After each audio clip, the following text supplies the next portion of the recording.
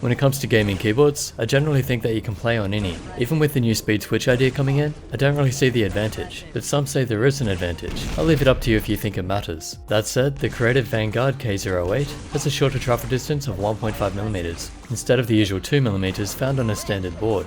I usually recommend that you find a keyboard based on features, how it feels to type, overall design, and of course how much it costs. So this is the creative Sound BlasterX Vanguard K08, RGB Mechanical Keyboard with some extra keys and of course dedicated media keys too, which don't have a great sound but feel decent enough. But the volume wheel is high quality, no rattle and smooth. It also has 5 extra keys on the left, which as always will take some getting used to. The profile is on an angle and feels fairly sleek. There's a USB 2 port on the back, the cable is braided 2 meters long and more to the right, and on the right, it says K08 there too. The wrist rest is smooth plastic, with a printed logo on it. It feels comfortable enough, no issues with it, and the sides are angled to give it more design appeal. Thankfully there are no extra angles in the middle, just a nice smooth plate. One thing about the wrist rest is that it doesn't actually clip on, it just kind of sits in place. As you can see on the base here, there's no clip. You'll also note the rubber feet and the 2 stands on there, so it won't slide around and you can raise it a bit.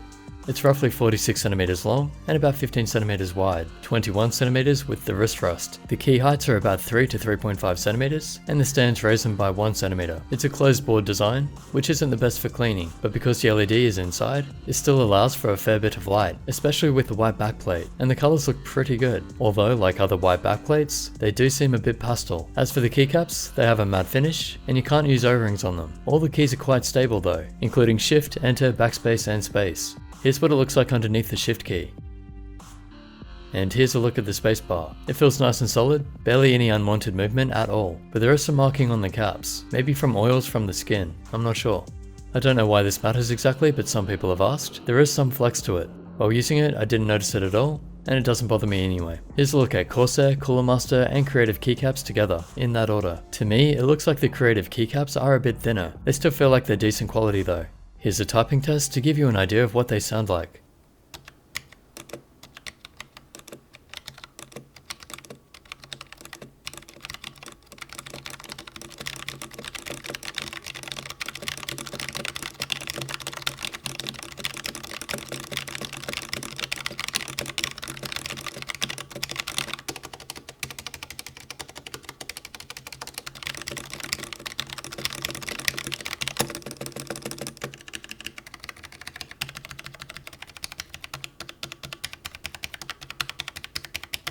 So these are Omron switches. They're fairly quiet, so there's no need for O-rings on them anyway, but they do have a slight ping sound. They remind me of the Logitech Roma G switch, with a very slight tactile bump at the top. And honestly, the more I use these types of switches, the more I like Cherry MX. It's not that they're bad, they're quite good, if you want quiet switches especially, but Cherry MX feel a lot better to type on. Personal preference, of course. Testing to see how many keys I can hold down at once. It's not all of them, it's meant to be 26, and that is a lot, so it shouldn't be an issue. And in the software, you can change the lighting with some presets, make your own gradients, or just choose what colors you want. So you can change the direction, colors, and speed. But at the time of this review, there doesn't seem to be an option to customize the keys or set up the macros or anything. I assume that's coming later, because there are the custom keys on the left of the board. Check the functionality of that before purchasing. Now some highlights while I give the conclusion. There's a lot to like about the board, despite the software at this point. If you want a fairly sleek, quiet, RGB keyboard with dedicated media keys, extra keys and a USB pass-through, it could be worth a look.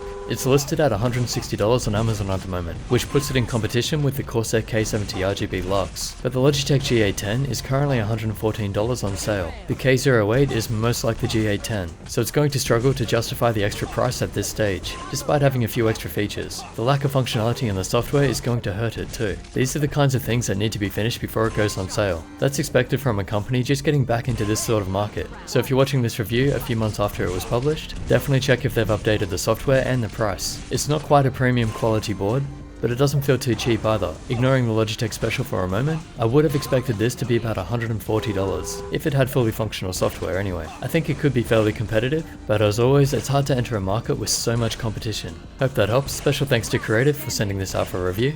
If you want to help support the channel, I'll leave the usual links in the description. Subscribe, like and share this video, and I'll catch you in the next.